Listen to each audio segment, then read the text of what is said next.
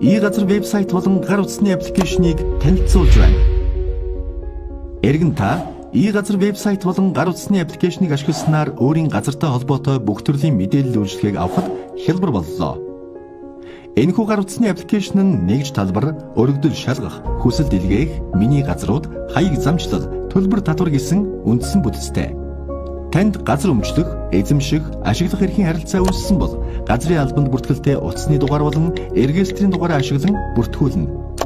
Ингэснээр хэрэглэгчийн гар утсанд 6 оронтой нууц код илгээгдэнэ. Тус кодыг нууц үг гэсэн хэсэгт оруулснаар та цахим системд нэвтэрч өөрийн газрын жагсаалт, түүний дэлгэрэнгүй мэдээлэл, төлбөр тооцоо, татвар ноогдуулалт, цахим лавлгаа, хүсэл дэлгээх зэрэг олон үйлчлэгийг нэг дор авахаас гадна цахимаар илгээх эрх үүснэ.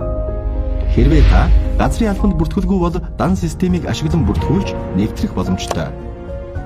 Одоо өргөдөл шалгах цэсийг хэрхэн ажиллаж болохыг жишээн дээр танилцуулъя.